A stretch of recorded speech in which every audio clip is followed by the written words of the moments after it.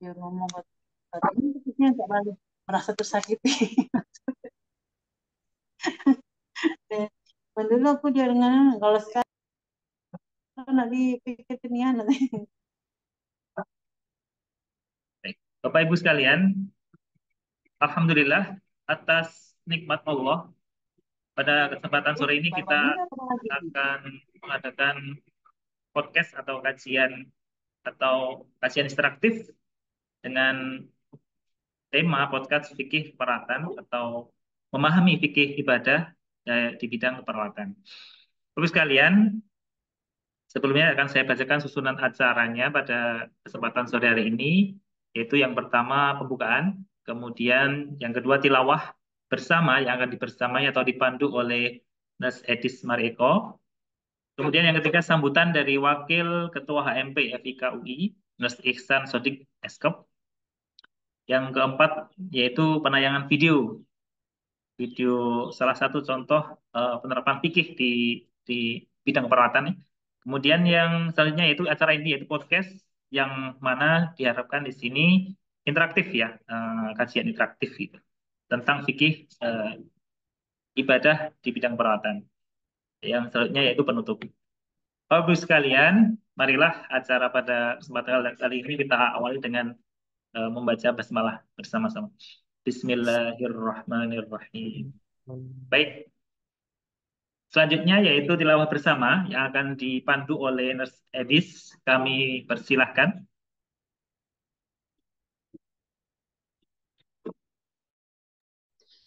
Assalamualaikum warahmatullahi wabarakatuh. Waalaikumsalam warahmatullahi Salam.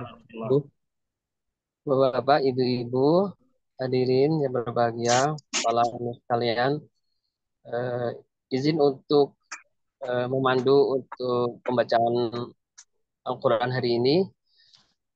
Boleh untuk bersama-sama kita buka mushaf kita, untuk bersama-sama kita menyimak dan membacanya.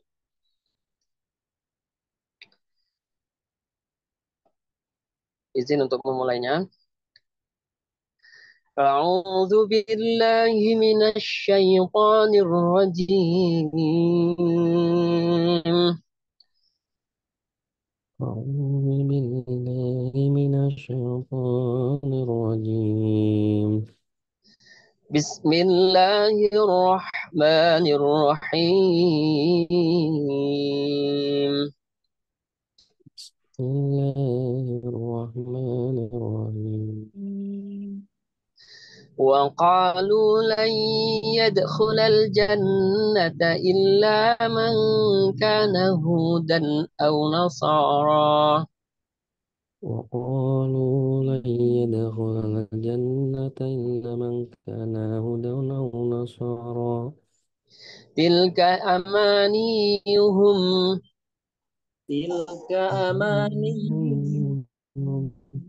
قل هاتوا برهانكم إن كنتم صادقين قل هاتوا برهانكم إن كنتم صادقين بلى من أسلم وجهه لله وهو محسن فله أجره عند ربه بلى من أسلم وجهه لله وهو محسن فله أجره عند ربه ولا خوف عليهم ولا هم يحزنون ولا خوف عليهم ولا هم يحزنون وقالت اليهود ليست النصارى على شيء وقالت اليهود ليست النصارى على شيء وقالت النصارى ليست اليهود على شيء وهم يتلون الكتاب وقالت النصارى ليست اليهود على شيء وهم يتلون الكتاب كذلك قال الذين لا يعلمون مثل مثل قولهم ذلك قال الذين لا يعلمون مثل قولهم والله يحكم بينهم يوم القيامة فيما كانوا فيه يختلفون والله يحكم بينهم يوم القيامة فيما كانوا فيه يختلفون ومن أظلم ممن منع مساجد الله أن يذكر فيها اسمه فسعى في خرابها ومن أظلم ممن منع مساجد الله أن يذكر فيها اسمه وسعى في خرابها أولئك ما كان لهم أن يدخلوها إلا خائفين هم أن يدخلون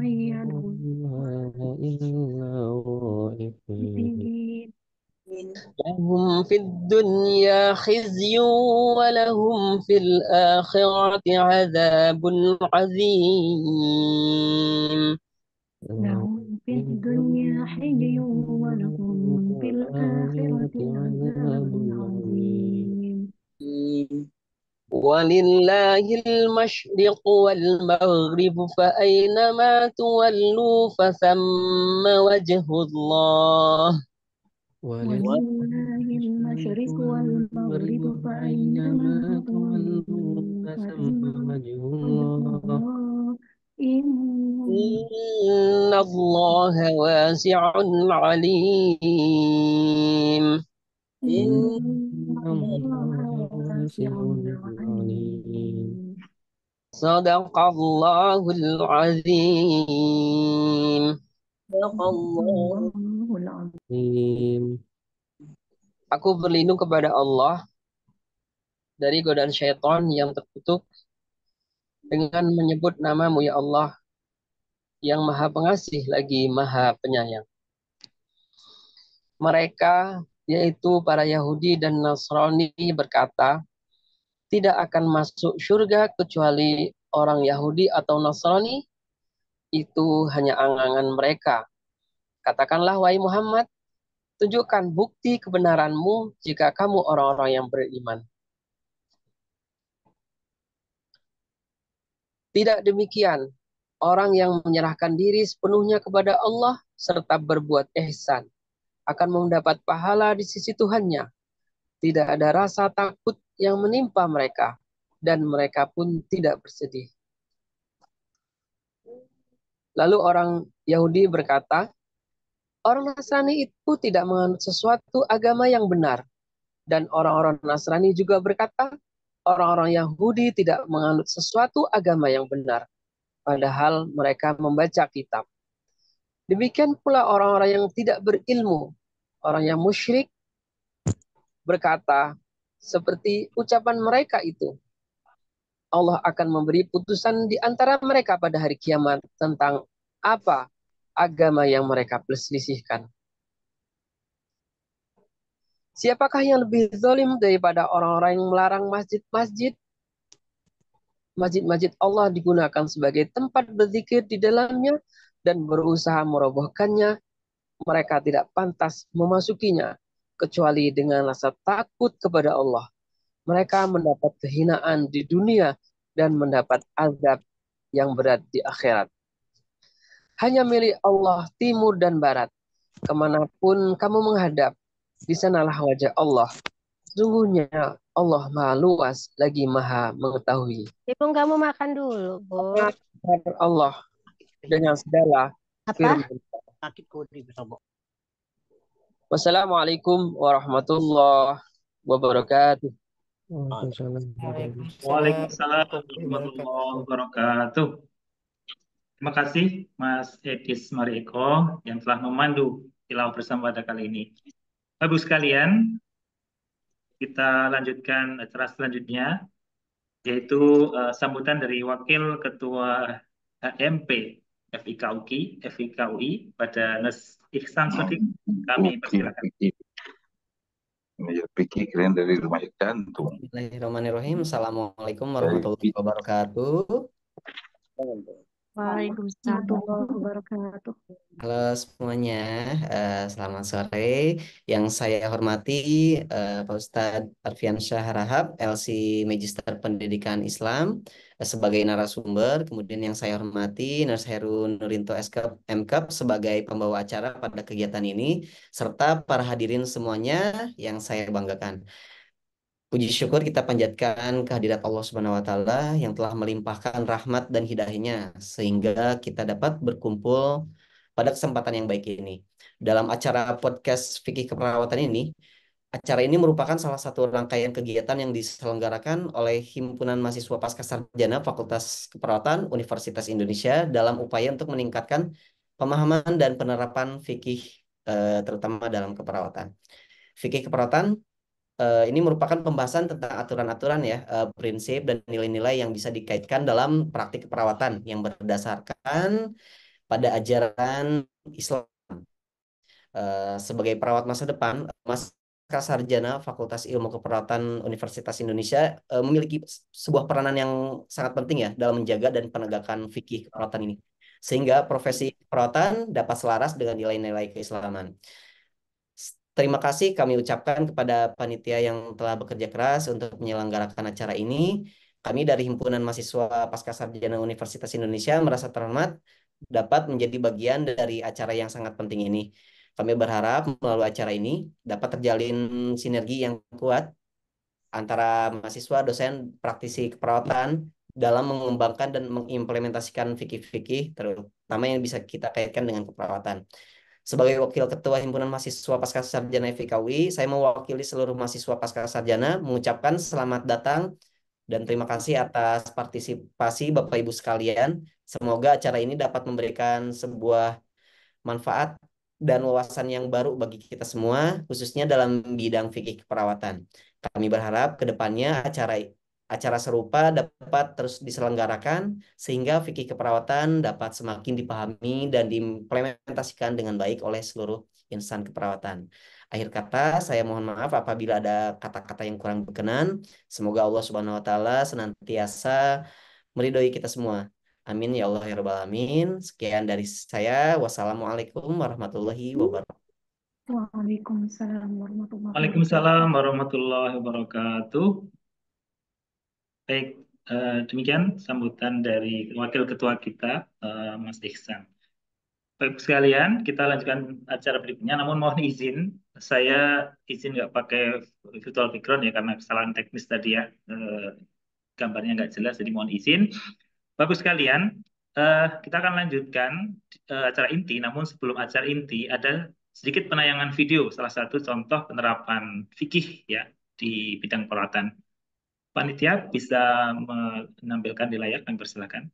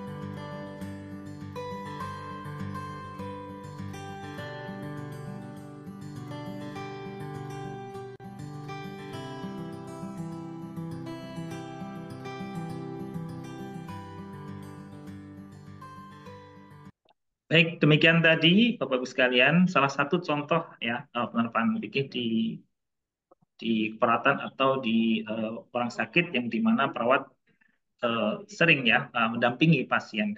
Bagus sekalian, kita lanjutkan yaitu podcast acara inti kita.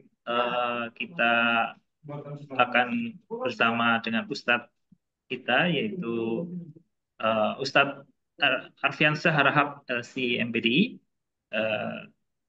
Kita sambut Ustadz. Assalamualaikum Ustadz Arfiansyah. Waalaikumsalam warahmatullahi wabarakatuh. Mohon maaf, menggunakan dua media. Saya khawatir kalau pakai laptop nyendat suaranya dan tidak jelas. Ini saya pakai laptop untuk video, untuk kameranya, kemudian suaranya menggunakan HP biar lebih jelas. Baik, terima kasih Ustadz. Baik, Bapak-Ibu sekalian, pada kesempatan kali ini kita akan bahas tentang fikih keperawatan atau fikih ibadah berhubungan dengan di bidang perawatan.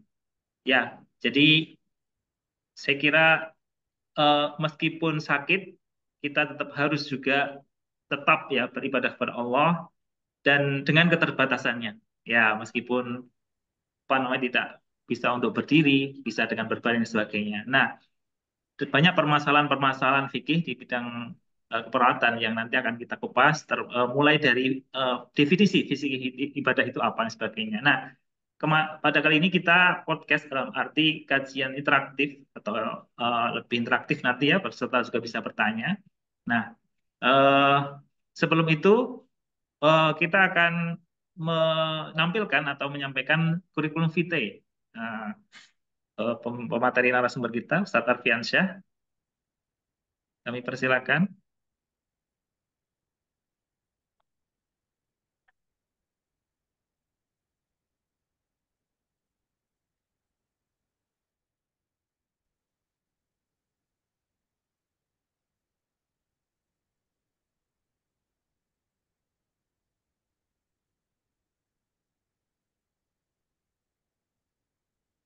Dari panitia bisa stop share dulu, ya.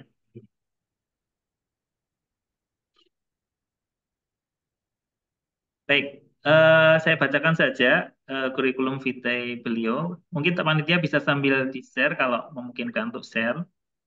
Ya, ya. Ustadz Arfiansyah Harahap, SPDI, LC MPDI. Adiknya sendiri? Beliau tinggal di Kalasan. Adiknya sendiri nomor tadi sebenarnya. Adiknya terus dikontak. Aktif di aktivitas di pondok pesantren. Ya, background beliau S1 di Thailand, Tabur. Ya. Kemudian S1 di Tripoli, Libya. S2 di UIN, Sunan Kalijaga. Ya. Dan kemudian beliau pengasuh pondok pesantren. Kemudian dosen keislaman di berbagai universitas, kepala asrama, dan PJ Mapel Keislaman Masa Depan. Keislaman SMA Masa Depan. Baik, demikian kurikulum vitae beliau. Baik, Ustadz Arfiansyah, mungkin kita awali dari pengertian fikih ibadah, Ustadz. Ini bahasan yang kita bahas kali ini, apa sih fikih ibadah? Kami persilakan Ustadz Arfiansyah. Ya. Bismillahirrahmanirrahim. Alhamdulillah wassalatu wassalamu ala Rasulillah wa ala alihi wa sahbihi wa mawalah amma ba'd. Raditu billahi rabban bil islami dina bi Muhammadin nabiyyan wa rasulah. Allahumma rabbana zidna ilma warzuqna rahma.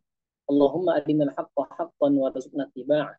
Wa arinal batila batilan warzuqna ijtinabah waj'alna mimman yastami'una al-qawla fayattabi'una ahsanah wa dakhilna bi rahmatika fi ibadika shalih. Baik, Bapak Ibu yang dirahmati Allah Subhanahu wa taala, pertama saya ucapkan salam kenal, salam persaudaraan, salam ukhuwah Islamiyah. Semoga pertemuan perdana ini tidak sekedar memberikan ilmu, tapi juga menanamkan rasa cinta terhadap ilmu dan juga semangat dalam mengamalkan perintah-perintah Allah Subhanahu wa taala. Kita bersyukur pada Allah di sore hari ini kita dipertemukan dalam majelis ilmu ini. Semoga menjadikan kita semakin bersungguh-sungguh dalam mentaati perintah Allah dan Rasulnya. Menarik untuk dibahas yang tadi disampaikan oleh Pak Heru, anggapan kaum muslimin selama ini. Kalau kita berbicara fikih, maka isinya adalah perdebatan. Padahal kalau kita ambil makna secara etimologinya dan terminologinya, bahwa fikih itu pemahaman. Pemahaman dalam arti sebagaimana yang Rasulullah doakan itu ya kepada Ibnu Abbas itu, Allahumma faqihu fiddin. Kan faqih itu kan pahamkan dia pada agama. Ini menunjukkan bahwasanya fikih itu sebenarnya harus bertolak dari pemahaman. Nah, bukan sekedar mengetahui tata cara ibadah, tetapi kita harus memahami bahwa yang namanya perintah Allah itu, yang namanya sunnah Rasulullah SAW perlu dipahami dengan sebaik-baiknya hingga menghasilkan amalan ibadah yang benar-benar menjunjung tinggi perintah Allah Subhanahu wa taala. Oleh karena itu, ketika para ulama ditanya apa sih makna fikih ini? Ya, fikih itu bagaimana kita memahami sebuah teks atau nas yang berkaitan dengan perintah-perintah Allah Subhanahu wa taala, sehingga melalui pemahaman itu kita mampu mengamalkan Allah bukan sekedar karena kewajiban, tetapi adalah juga karena dasar rasa cinta kepada Allah Subhanahu wa taala. Sehingga kalau kita mengambil kutipan yang disampaikan oleh Profesor Dr. Muhammad Ratib An-Nablusi, kata beliau bahwa ibadah itu adalah ketaatan yang dijalankan dengan penuh cinta dan sesuai dengan arahan Rasulullah SAW. Dan kalau kita berbicara ibadah, maka seluruh ibadah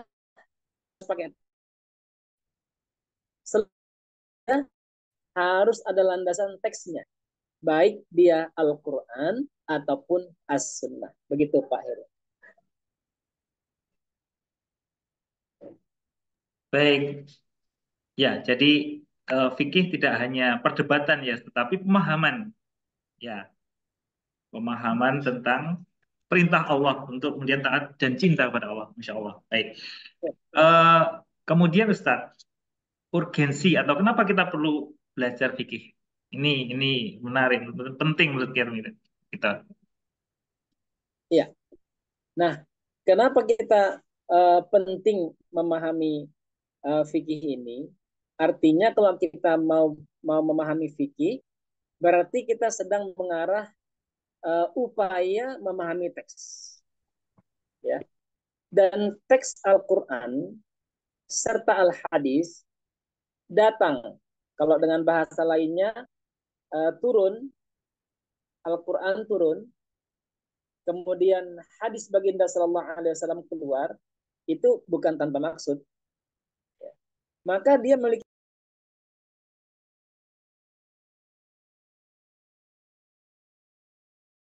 Mohon maaf, kamu itu Ustaz.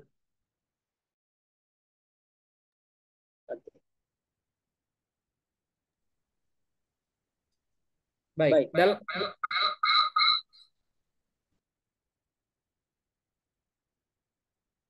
Oke, terdengar suara saya? Ya, terdengar. Nah, dalam pemahaman fikih kontemporer, bahwa syariat Islam itu Allah Subhanahu wa taala turunkan dengan tujuan yang pasti. Ada 5 tujuan utama diturunkannya Al-Quran atau syariat Islam yang disebut dengan maqasidus syariah. Tujuan diturunkannya syariat itu atau tujuan hadirnya syariat dalam kehidupan manusia. Yang pertama mungkin kalau boleh Baik, teman-teman panitia boleh di-share? Di-share ya. Boleh di-share karena saya sampaikan di situ. kembali. Teman panitia boleh share materinya. Pak Yeli. Ya, secara umum ada 5 maqasid syariah itu. Yang pertama disebut dengan hibzuddin. Allah turunkan syariatnya itu, target utamanya adalah menjaga agamanya manusia. Karena agama ini itu kan pentingnya melebihi kehidupan kita. Yang kedua, hibzun nafsi, menjaga jiwa manusia. Ketika Allah turunkan perintah larangan membunuh, itu artinya menjaga jiwa manusia. Perintah makan makanan halalan thayyibah, itu perintah untuk menjaga jiwa manusia. Perintah untuk tidak menjerumuskan diri pada kebinasaan, itu namanya maqasidus syariah, menjaga jiwa manusia. Di sini belum ada ya, belum ada. Mungkin nanti di atas dulu, yang atas. Kemudian yang ketiga, tujuan diturunkannya syariat Islam itu untuk hibzul mal, menjaga kekayaan manusia, perekonomian manusia. Perintah Allah untuk bekerja, ya. Perintah Allah untuk kita mampu mandiri dalam perekonomian. Oke? Kemudian larangan mencuri, itu semua bagian daripada tujuan diturunkannya syariat. Yang keempat, perintah menikah dan larangan berzina. Target utamanya adalah agar kita mampu untuk menjaga kehormatan. Ya, kehormatan itu sangat urgen dalam Islam. Tidak boleh dicabik-cabik, tidak boleh dirusak. Dan yang kelima adalah hifzul akal, menjaga akal manusia dengan cara apa? Perintah untuk menuntut ilmu setinggi-tingginya, sebaik-baiknya, dan larangan untuk melakukan kebodohan atau larangan untuk mempertahankan kebodohan. Nah, saudara-saudara yang dirahmati Allah Subhanahu wa taala, kita boleh lihat dulu yang saat ini. Islam itu hadir sebagai pembawa al-haq yang paling sempurna dan paripurna. Nah, artinya apa yang didatangkan Islam itu kalau kita pahami dengan baik, maka seluruhnya akan membawa kita pada jalan yang membuat kita mudah. Dan kehendak Islam bahwa seluruh manusia tetap beraktivitas dalam ketaatan apapun keadaannya. Ya, apakah dia normal atau tidak normal, sakit atau tidak sakit. Saya punya anak Down syndrome nomor 2. Nah, ketika dia awal, kata dokter, ini anak bapak memiliki keterlambatan dalam perkembangannya. Kurang lebih 3 tahun dia lebih kecil daripada usianya. Tetapi setelah saya melihat dia ini mampu membedakan yang malu, yang saru dengan tidak saru, yang baik dengan tidak baik, maka saya melihat dia perlu diedukasi untuk melakukan perintah-perintah yang wajib. Nah, kemudian satu hal yang perlu kita pahami lagi, bahwa kesempurnaan Islam sampai pada tahap menyempurnakan regulasi dan alternatif solutif jika dalam keadaan yang tidak normal. Nah, ketika kita memahami ini semua, maka kita akan mendapatkan sesuatu atau jalan yang membuat seluruh urusan kita itu mudah, bukan malah sulit. Boleh dilihat yang di bawahnya, slide yang di bawahnya itu Islamic regulation. Bapak Ibu yang dirahmati Allah, bukan hanya fokus kepada yang sehat, bahkan saat dalam keadaan tidak normal, Islam juga menyiapkan regulasi yang tidak pernah dimiliki agama manapun. Ya, apa tujuan utamanya? Menjadikan hidup manusia lapang, bukan malah sempit. Kata Allah, wa ma ja'ala 'alaikum fid dini min haraj. Agama ini datang mustahil bawa kesulitan. Nah, tetapi kalau suatu saat nanti kita mendapatkan kesulitan dalam mengamalkan agama, maka boleh pertanyakan 2 hal. Yang pertama, apakah pemahamannya sudah benar? Ya, yang kedua, apakah caranya sudah benar? Gitu ya. Apakah pemahamannya sudah benar atau caranya sudah benar? Saya sering mencontohkan, Bapak Ibu yang dirahmati Allah, mohon maaf ya. Kasus kasus pernikahan. Kan pernikahan itu membawa ke lapangan kebahagiaan. Tetapi ketika dijalankan dengan cara yang tidak baik, misalnya nikah mut'ah misalnya, maka pernikahan yang harusnya membawa kebahagiaan malah mendapatkan kesedihan atau membuat kehidupan lebih sempit. Yang kedua, memudahkan tidak menyulitkan. Yuridullah bikumul yusra wala yuridu bikumul usra. Syariat Islam itu datang dengan target kemudahan. Nah, kemudahan ini bukan hanya bagi orang yang tidak ada kerja. Agama Islam ini datang dengan sifat universal, syamil, kamil, mutakamil. Dia siapapun mengamalkannya, apapun profesinya, pasti dia akan mendapatkan kemudahan dalam mengamalkan saat dia mengamalkan perintah Allah Subhanahu wa taala. Yang ketiga, kita beramal ketaatan sesuai kemampuan kita. Ketika kita memahami teks dengan baik, di mana saat kita bisa sempurna mengamalkan perintah Allah, di mana saat kita tidak bisa sempurna mengamalkan perintah Allah Subhanahu wa taala, maka harus kita pahami bahwa tuntutan Allah Subhanahu wa taala adalah fattaqullaha mastata'tum. Wasma'u wa ati'u wa anfiqu khairul li anfusikum. Maka bertakwalah kamu kepada Allah menurut kesanggupanmu. Artinya, di saat keadaan tidak normal, maka ada alternatif yang telah ditawarkan oleh Islam. Begitu Pak. Baik, Masya Allah. Ya, jadi Islam hadir memudahkan, tidak menyulitkan ya Ustaz. Dan kemudian tidak hanya fokus sehat, tapi juga bahkan kondisi sakit, kondisi tidak normal, itu juga Islam ada regulasinya. Baik, Ustaz. Ini tentu permasalahan atau masalah-masalah di klinik atau di rumah sakit, di mana perawat itu berada di dalamnya. Banyak sekali permasalahan-permasalahan yang berkaitan dengan fikih tadi. Misalnya tadi seperti wudhu. Nah, itu kan ada tata caranya dan itu boleh ya dengan dibantu seperti yang di video tadi.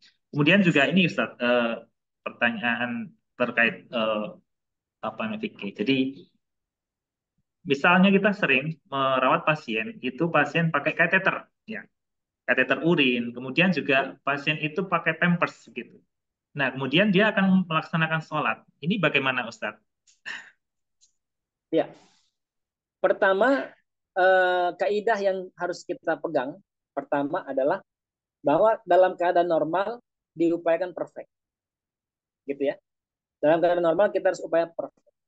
Dalam keadaan uzur, maka Islam sudah menawarkan solusi-solusi yang sangat luar biasa. Di antaranya adalah ketika seseorang dalam keadaan yang uzur seperti ini, dia tidak mampu menahan laju buang airnya, atau qadarullah dalam keadaan dirawat di rumah sakit, tidak bisa bergerak, badannya lemah, tidak mampu bergerak, tidak mampu beraktivitas, maka dalam hal ini para ulama menawarkan dua solusi. Yang pertama, bahwa solusi yang pertama tetap sesuatu yang dia gunakan itu artinya yang mengandung najis. Sesuatu yang mengandung najis itu dilepas terlebih dahulu sesaat dia melaksanakan sholat, ya, agar apa? Agar menerapkan prinsip syarat dalam melaksanakan sholat, yaitu bersih dari suci dari hadas ataupun najis. Tetapi dalam keadaan yang yang sulit untuk dilepas, maka Islam menawarkan solusi yang kedua, yaitu sholat menyesuaikan keadaan seseorang saat itu. Artinya uzur-uzur yang tidak sanggup dia dia lakukan, maka dalam hal ini dia boleh melakukannya. Dan ketika misalnya ini kita sholat asar barusan tadi, dia pas asar, qadarullah sholat pakai apa namanya selang itu atau pakai pampers. Qadarullah setengah jam selesai sholat dia sehat nggak lagi pipis sudah segar dan sebagainya. Maka dalam keadaan seperti itu dia tidak harus mengulangi sholat.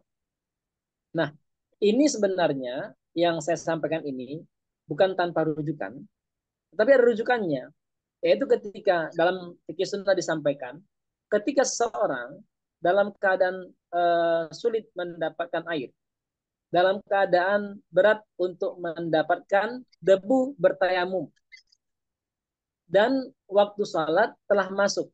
Kalau dia tidak melaksanakan salat, maka salatnya akan tertinggal. Maka para ulama, jumhur ulama menyepakati seseorang itu boleh melakukan salat bagaimanapun keadaannya. Bahkan dianggap sah seseorang melaksanakan salat walau tidak wudhu sekalipun, walau tidak tayamum sekalipun, dengan catatan memang uzur saat itu menuntut dia untuk melakukan hal tersebut. Artinya kalau dalam keadaan yang seperti itu aja boleh, maka mereka yang memiliki uzur penyakit yang tidak bisa diintervensi, maka rukhsah yang tadi saya sampaikan boleh dilakukan untuk memudahkan perawatan dan untuk menunjang kesembuhan yang lebih efektif. Baik, Ustadz, Masya Allah. Jadi ketika kondisi normal, perfect, itu ya Ustadz ya. Namun ketika ada udur-udur, ada rukhsah di sana. Karena Pak Heru kecil. Baik, sekarang sudah keras? Masih kecil ya? Masih kecil ya? Oh ya, sudah. Baik, jadi ketika kondisi normal perfect gitu ya Ustadz ya, perfect. Nah, kemudian ketika ada udur di sana, maka ada rukhsah-rukhsah ya. Baik, Bapak Ibu sekalian, ini kita interaktif. Jadi jika Bapak Ibu ada pertanyaan, boleh raise hand atau kemudian nulis di chat terkait dengan fikih ya, ibadah pada orang sakit ya. Bapak Ibu sekalian, selain yang saya sampaikan tadi permasalahan, ada lagi.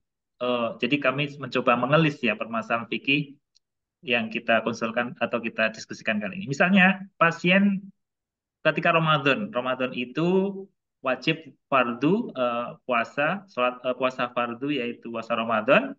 Namun pada saudara-saudara kita yang dirawat itu harus dipasang infus. Nah, jadi terpasang infus.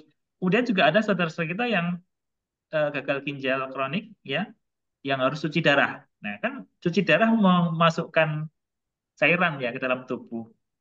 Nah, ini bagaimana puasa fardu Ramadannya begitu Ustaz? Nah, nanti kami sambil mengharap dari Bapak Ibu sekalian jika ada pertanyaan-pertanyaan. Kami persilakan Ustaz. Ya, secara umum ini kaidah secara umum bahwa ketika ada uzur yang terjadi pada kaum muslimin, maka akan ada rukhsah. Baik rukhsah itu meringankan, mengurangi, atau mengganti. Gitu ya. Meringankan, mengurangi, atau mengganti. Nah, bil khusus berkenaan dengan infus. Di sini ada 3 pendapat para ulama yang menjelaskan tentang hukum menggunakan infus saat bulan Ramadan. Yang pertama, bahwa jika infus yang disuntikkan kepada pasien adalah sifatnya obat. Infus sifatnya obat. Maka itu tidak membatalkan. Ya, tidak membatalkan dan boleh dilakukan selama bulan Ramadan. Yang pertama. Yang kedua, jika itu sifatnya maka ini 2 pendapat para ulama. infus yang sifatnya makanan, yang pertama, ulama pertama mengatakan sifatnya sama dan obat. Artinya tidak membatalkan. Tidak membatalkan. Nah, tetapi ulama yang lain, yang kedua, mengatakan membatalkan karena sifat infusnya itu memberikan asupan kekuatan kepada dia. Dan ini tidak boleh dilakukan. Nah, tetapi ulama yang pertama itu membantah ini dengan catatan bahwa apa koridor syariatnya dia batal, gitu ya? Apa koridor syariatnya dia batal? Karena puasa itu atau hal-hal yang membatalkan puasa itu jelas dalam fikih disebutkan. Apa itu? Setiap yang masuk dari lubang mulut atau dari dubur atau kubul, ya, dari dubur atau kubul yang masuk dari mulut ataupun bagian belakang kita atau bagian bawah kita. Nah, ketika itu terjadi, maka membatalkan wudhu, puasa. Tetapi jika sifatnya infus, tergolong sesuatu yang masuk dari jalan yang tidak normal. Nah, karena dia masuk dari jalan yang tidak normal, normalnya dari mulut, ya, atau dari dari dubur itu, maka dia tidak membatalkan, dan pendapat ini disepakati oleh banyak para ulama. Nah, kemudian hal ini yang kalau yang kemarin itu pas kita COVID itu diterapkan di Indonesia. Jadi mereka yang disuntik vaksin tetap berpuasa tanpa membatalkan puasanya itu. Nah, kemudian yang ketiga mengenai orang yang orang yang cuci darah. Nah, cuci darah itu sama halnya dengan memberikan pasien obat, bukan asupan gizi. Sehingga memberikan obat ini dengan target adalah pengobatan, bukan pemberian gizi, maka juga tidak membatalkan puasa seseorang. Artinya ketika dia puasa, dia boleh mempertahankan puasanya. Tetapi pertanyaannya biasanya, yang saya pahami, orang yang cuci darah itu kan harus kondisinya fit. Maka banyak orang yang cuci darah itu, sepaham saya, dulu pas Ramadan, diminta untuk cuci darah di malam hari atau di awal pagi agar membuat dia bisa bertahan dalam berpuasa. Begitu, Pak. Ya, baik. Masya Allah. Ya, jadi ada beberapa perbedaan ulama ya, Ustadz ya, pandangan, dan yang tadi saya tangkap salah satunya itu obat atau memberikan makanan gitu ya. Dan juga yang menjadi penting di sini itu kan lewat pembuluh darah ya, bukan lewat mulut, sehingga masih bisa untuk berpuasa. Baik, Bapak sekalian, Ustadz Alfiansyah, ini ada pertanyaan di chat. Di chat itu ada 2 pertanyaan, boleh saya bacakan dari Ibu Dina Juliana. Assalamualaikum Ustadz, mohon izin bertanya, untuk pasien lansia yang sudah banyak lupa atau demensia, kadang ingat, kadang tidak untuk sholat. Pada saat dia ingat sholat, bagaimana kewajiban bagi orang-orang di sekitarnya? Apakah harus membantu untuk sholat sebagaimana harusnya, atau sesuai seingatnya pasien itu saja, yang kadang sholat hanya 1 rakaat, bahkan hanya takbir saja kemudian lupa? Silakan Ustaz. Iya, iya. Nah, hebatnya hukum Islam itu, ketika seseorang memiliki gangguan dalam ingatan, maka hari ini dia akan mendapatkan rukhsah atau keringanan. Nah, walaupun dia dalam kategori sehat secara kesehatan, tetapi ternyata yang diberikan rukhsah oleh Islam itu bukan sekedar sehat jasad, tetapi ketika juga akalnya terganggu, maka rukhsah berlaku. Saya contohkan begini. Orang yang tidak ingat itu, kalaupun dia ingat, salat cuma 1 rakaat, 2 rakaat, selesai gitu ya. Itu terjadi sama kakek dari nenek saya itu. Beliau sholat. Kalau sholat ingat, tapi 1 rakaat selesai, 2 rakaat zuhur selesai gitu.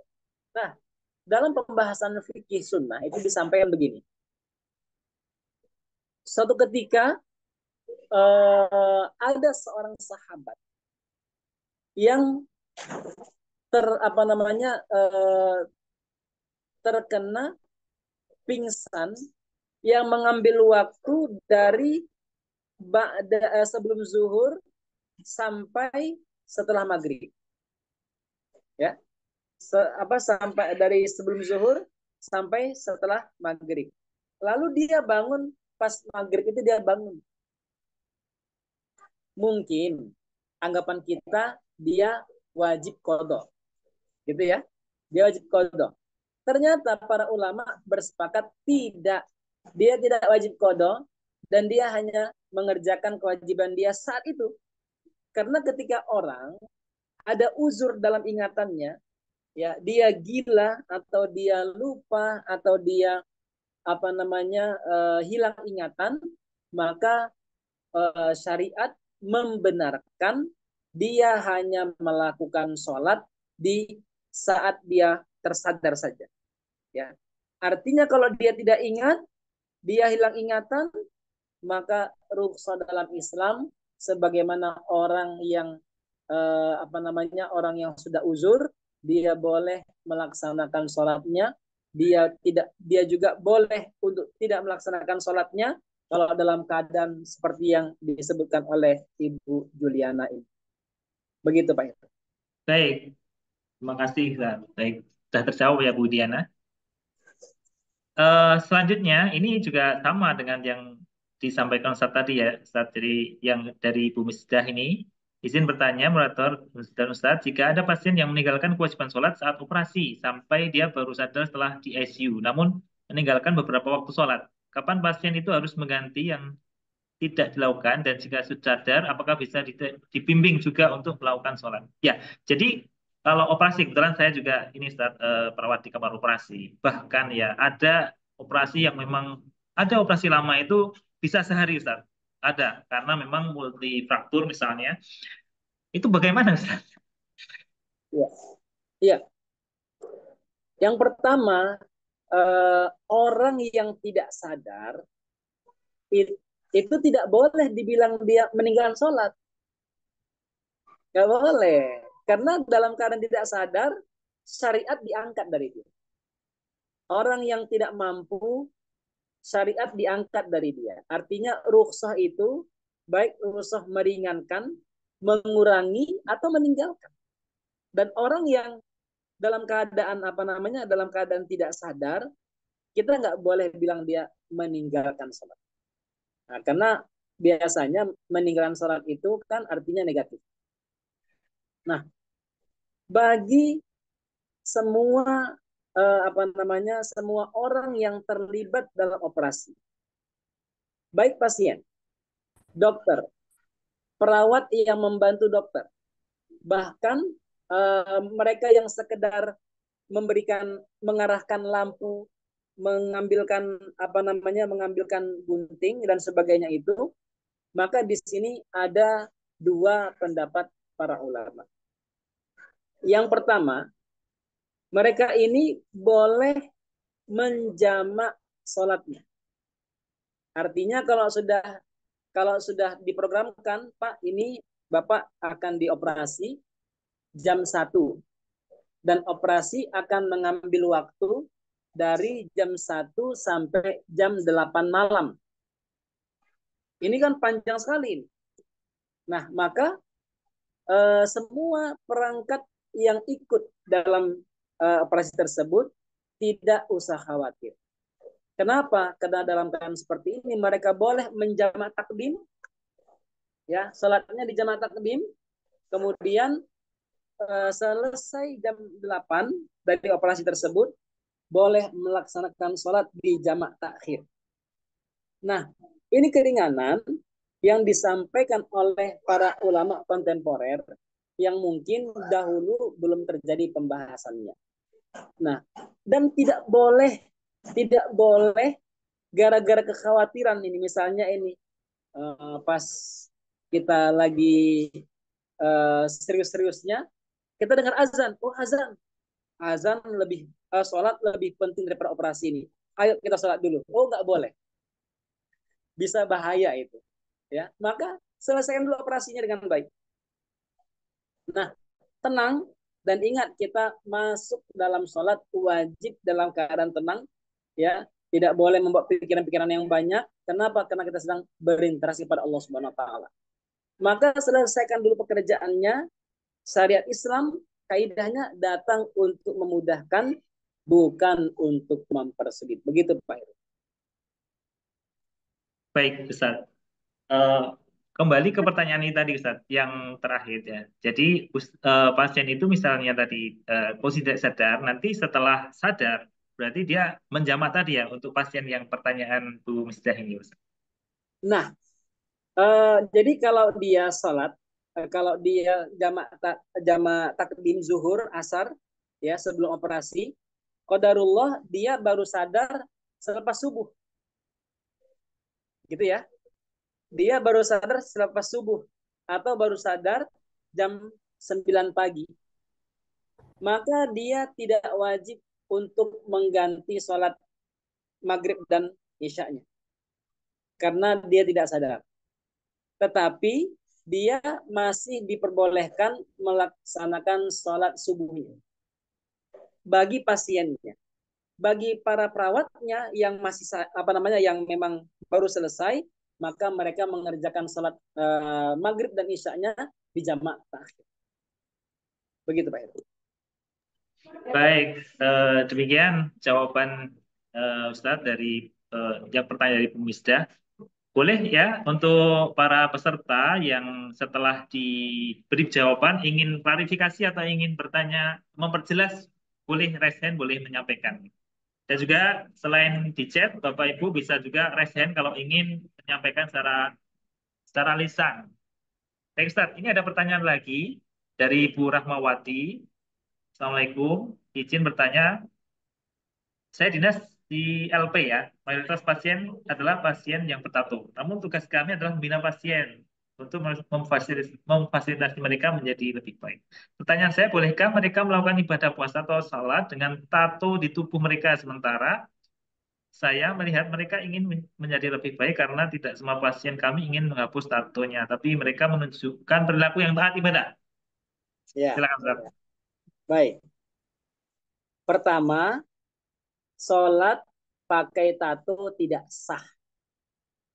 Sholat harus menutup aurat dan pakai wudhu. Iya, iya, iya.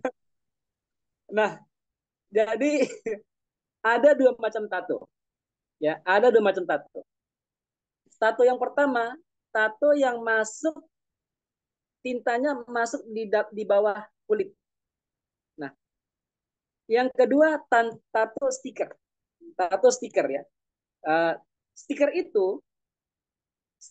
itu menghalangi air masuk ke kulit, ke pori-pori kulit.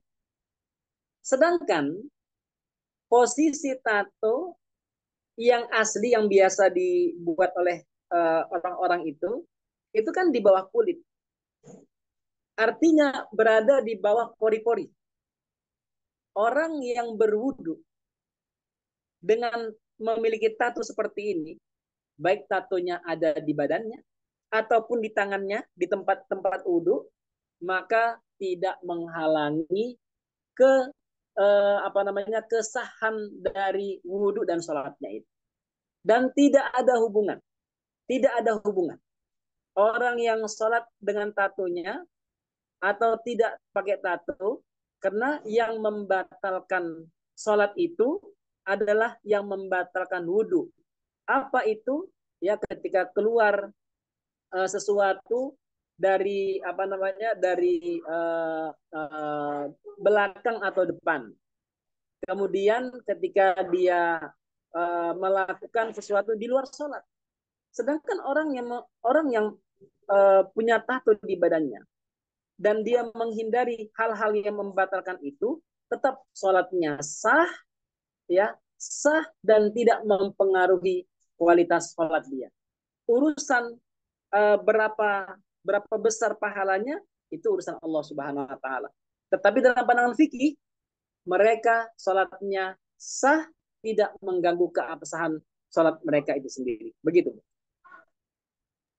Baik, sudah jelas ya Ibu Rahmawati penyampaian Ustaz tentang tato. Baik, selanjutnya Ustadz, ini bertanya, apakah perawat yang berdinas lalu karena kesibukannya, maka sholatnya dijamak apakah diperkenankan Ustadz? Contohnya waktu maghrib dan subuh yang waktunya memang sempit. Iya. Jadi perawatnya ya Ustadz, yang dinas karena kesibukannya merawat pasien gitu, mungkin di sini ya, itu sholatnya dijamak. Pada sholat-sholat yang kayak maghrib yang waktunya sempit itu. Iya, iya, iya.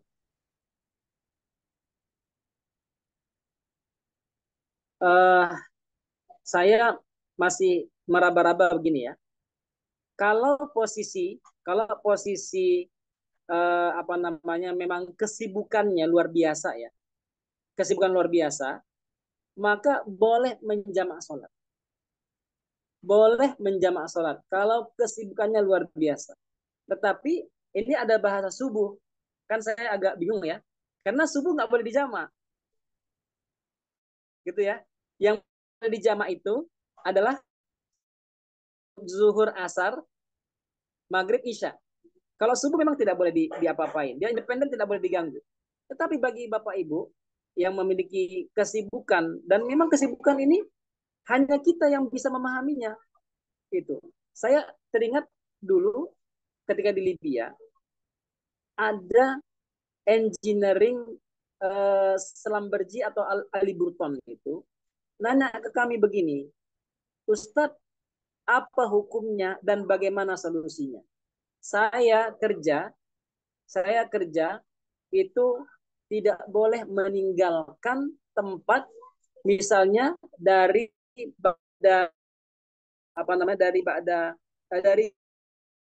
sampai saya jam 4 baru boleh bergerak dari lokasi. Kalau saya boleh bergerak dari lokasi hanya 2 tujuan. Yang pertama untuk buang air, yang kedua untuk makan. Bagaimana solusinya? Solusinya dia boleh jamak sholat. Dia boleh menjamak sholat, ya, walaupun itu pekerjaan hariannya. Nah, yang kedua, saya mau mencoba kiaskan dengan keadaan teman-teman yang di Jakarta, yang saya pernah mengalami hal yang sama ketika kami silaturahim, lalu teman kami bilang begini, kita Ustaz ketemu di kantor dulu ya, nanti kita insya Allah lewat tol deh biar lebih cepat. Nah, kami ketemu di kantor, lalu dari kantor beliau ke rumah itu jam 6, jam setengah 5 atau jam 5 itu lewatin tol. Saya bilang, Pak, ini nggak ada yang lebih dekat lagi. Ini paling dekat. Itu dekatnya karena macet. Jam 5 kami baru sampai rumah itu setelah Isya. Gitu ya, setelah Isya. Bagi mereka yang memiliki problem seperti ini, mereka dibolehkan untuk menjamak sholatnya. Dan tidak apa-apa jamak itu. Loh, masa tiap hari jamak? Keadaannya memaksa. Adanya syariat itu untuk memudahkan kita semua, bukan untuk malah menjadi solusi dan perdebatan. Oleh karena itu, ketika ada di antara Bapak Ibu, bil khusus mereka yang memiliki kesibukan yang memang berat ini, apalagi pasiennya ini perlu ditanganin. Kalau terlambat berbahaya, maka kita harus memilih waktu yang tepat untuk menjamaknya. Ini yang pertama. Yang kedua, selain jamak boleh mengqashar. Misalnya Bapak Ibu sholat Isya, sholat zuhur, sholat asar, begitu sibuk kita nggak bisa apa-apa ini. Kita kalaupun sholat hanya bisa 2 rakaat, maka boleh kita melakukan sholat 2 rakaat itu dengan bahasa qasar. Apa dalilnya? Surah An-Nisa 101. Ketika Allah SWT berfirman, wahai orang-orang yang beriman, jika kalian melakukan safar atau usaha dari semuka bumi ini, maka tidak ada masalah bagi kalian untuk melakukan qasar sholat. Artinya ada keringanan dari Allah Subhanahu wa taala yang oleh pandangan para ulama boleh juga menjamak sholatnya kalau ketika ada waktu yang luang dan lebih lapang dalam merawat pasien-pasien yang ada itu. Begitu Bapak Ibu. Baik, Ustadz, terima kasih. Ini pencerahan baik kita ya, Ustadz. Baik, kembali Bapak Ibu jika ingin bertanya langsung boleh raise hand atau chat ya di chat. Eh, Sekarang ini Ustadz, hal lain selain sholat puasa, haji Ustadz. Ya, haji itu antriannya panjang ya Ustadz. Nah, ketika sudah saatnya berangkat, nah ternyata sakit atau udah lansia ada yang mana tidak istitoah ya, kan ada istitoah dalam bidang kesehatan. Kemudian tidak boleh berangkat. Itu gimana Ustadz? Ya, memang kalau kita ambil dalam pemahaman fikih, mereka yang berangkat haji itu memang harus memiliki dua kemampuan, finansial dan jasa dia atau jasmani. Ketika keduanya salah satunya tidak mendukung, maka di sini ada alternatif. Bagi mereka yang bil khusus ya, dalam ekonomian kan beda ini ceritanya. Bil khusus dalam masalah kesehatan, memang dalam hal ini agama sangat memberikan rukhsah kemudahan. Artinya mereka yang sudah qadarullah berangkat, sudah ditentukan berangkat haji karena kesehatannya tidak mendukung, maka dia dimaafkan dari melaksanakan ibadah haji. Tetapi boleh dibadalkan karena syarat orang yang dibadalkan itu bukan hanya karena dia sudah meninggal, tetapi memang tidak mampu untuk berangkat. Ketika seorang dinyatakan oleh dokter, dan dokter semoga teliti dalam hal ini, dia dinyatakan tidak boleh berangkat, maka di saat itu juga lah dia boleh dibadalkan hajinya. Ya, dibadalkan hajinya. Walau demikian, kita kalau berkaca pada peristiwa-peristiwa terdahulu, banyak juga mereka yang dalam keadaan berat secara fisik berangkat, berharap di sana mati syahid gitu ya. Mereka berangkat, alhamdulillah qadarullah sampai di sana mereka sehat. Tetapi dalam pembahasan fikih mereka dimaafkan untuk tidak berangkat dan boleh dibadalkan haji atau umrah. Begitu Pak. Baik, kami persilakan Bapak Ibu jika ada pertanyaan kembali ya.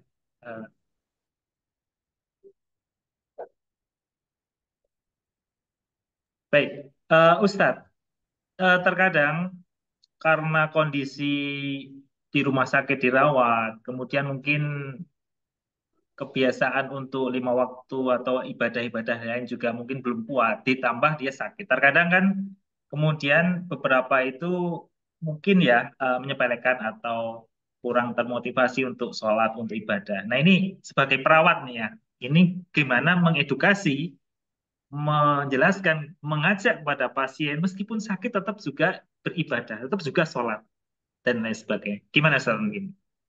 Iya, ini memang eh, suatu tantangan tersendiri ya.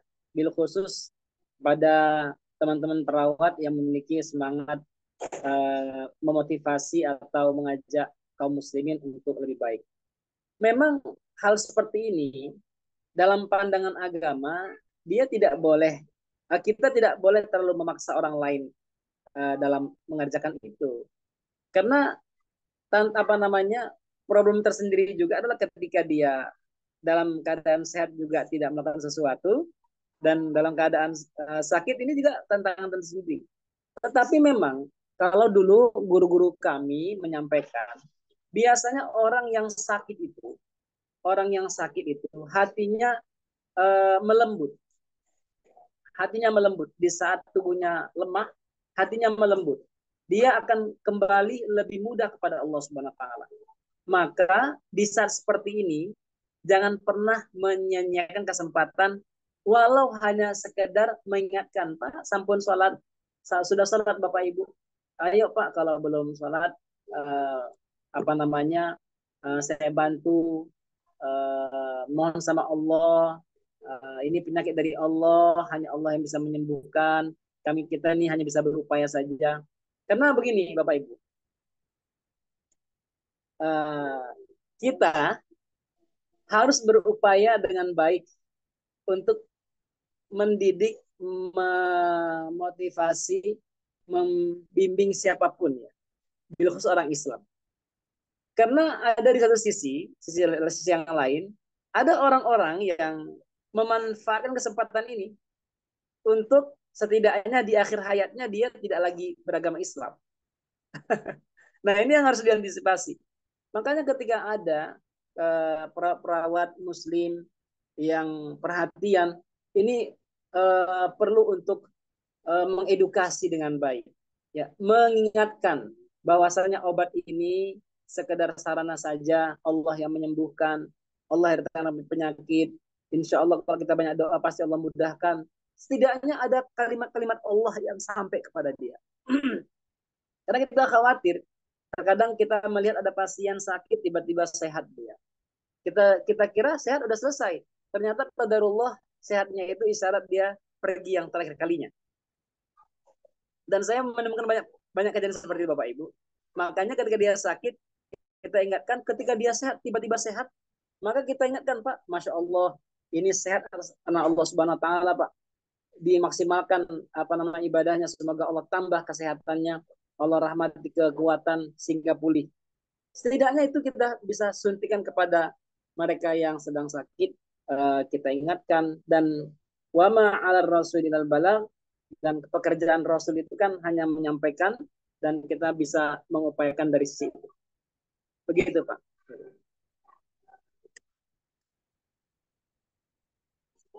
Baik, Ustaz. Bapak Ibu sekalian, masih ada pertanyaan yang secara lisan mungkin ada, atau chat, kami persilakan Bapak Ibu sekalian. Baik, satu lagi kalau dari saya Ustaz, nanti Bapak Ibu boleh bertanya kembali ya. Ini pada ibu-ibu yang hamil ya, itu kan kemudian tidak puasa saat Ramadan, puasa. Nah itu sebetulnya itu membayar fidyah atau mengganti puasa, Ustaz?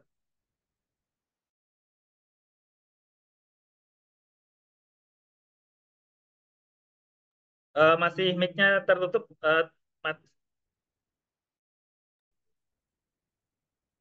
Ya, sudah terdengar Bapak Ibu? Sudah. Ya. Nah, dalam hal ini para ulama fikih memiliki perbedaan pendapat. Kalau kita ambil pendapat Imam Ahmad bin Hanbal dan Imam Hanafi, beliau mengatakan bahwa bagi mereka yang hamil boleh, ya, boleh atau mendapatkan rukhsah untuk tidak berpuasa di Ramadan dan menggantinya di luar bulan Ramadan. Ya, menggantinya di luar bulan Ramadan. Ini pendapat yang pertama, artinya dia harus mengganti puasanya di luar bulan Ramadan. Karena dia boleh meninggalkan, maka dia tidak dikatakan berdosa. Beda dengan orang yang meninggalkan, dia berdosa kalau tanpa ada uzur. Pendapat Imam Maliki dan Imam Syafi'i ada beberapa kriteria, ya. Satu, kalau ada seorang ibu yang sedang hamil atau menyusui, lalu dia takut, khawatir pada anaknya, maka dia boleh membayar fidyah. Tetapi kalau dia berpuasa, khawatir, takut pada dirinya, ya, dirinya lemas sampai nanti tidak bisa beraktivitas dengan baik, maka dia mengganti puasanya di luar bulan Ramadan. Nah, tetapi kalau pendapat Imam Syafi'i, kalau ada ibu-ibu yang takut pada dirinya saja, maka dia membayar fidyah dan mengganti puasanya di hari yang lain. Nah, ini beberapa penjelasan para ulama mengenai ibu hamil dan pembahasannya sama dengan ibu yang sedang menyusui. Begitu, Pak. Baik, terima kasih Ustadz Arfiansyah. Ini mencerahkan ya beberapa hal tadi. Dan sepertinya juga Bapak Ibu sudah nggak ada pertanyaan lagi. Oh, ini ada pertanyaan. Ustadz, satu lagi mungkin ya Ustadz. Seringkali menemukan pasien denial atau belum menerima kondisi sakit dan cenderung menyalahkan Allah karena telah membuat sakit. Sehingga saat diingatkan sholat, cenderung menolak. Bagaimana harus bersikap Ustadz kalau perawat menemukan kasus? Iya, iya. Jadi kalau kalau kita menemukan orang yang menolak untuk hal seperti ini, tetap perintah yang Allah sampaikan kepada kita itu bil hikmah wal mau'izatil hasanah wajadilhum billati hiya ahsan. Tetap kita berbuat hikmah, berbuat menasihati dia, kemudian kalau dengan dia, kita tetap berbuat ihsan sama dia. Ya. Apapun kondisinya, jangankan orang seperti ini gitu ya. Bahkan sampai kepada orang yang bukan Islam sekalipun, kita harus berbuat ihsan sama dia. Urusan dia sama Allah yang tidak baik, urusan kita sama hamba Allah ini tetap berbuat ihsan. Artinya, kalau hari ini dia menolak, menyalahkan dan sebagainya, kita tidak bisa ngobrol sama dia, maka mungkin akan tiba nanti. Kalau nggak hari ini, besok, hari besoknya lagi, lusa dan sebagainya, tetap kita harus upayakan. Intinya, walau dia berbuat seperti itu, kewajiban kita kepada hamba Allah ini tetap untuk berbuat baik dengan sesuatu yang maksimal bisa kita lakukan. Begitu, Pak. Baik, terima kasih Ustaz Arfiansyah. Bapak Ibu, bagi yang belum mengisi presensi, diharap mengisi presensi yang sudah ada di chat. Terakhir Ustaz, mungkin closing statement sebelum kita tutup kesimpulan atau poin inti dari, silakan Ustaz. Iya. Jadi fikih ini sebenarnya. Kalau kita mau pelajari keren sekali. Saya beberapa kali dipanggil untuk untuk ngobrol di Fakultas Kedokteran Gigi. Dan yang hadir termasuk orang yang bukan orang Islam.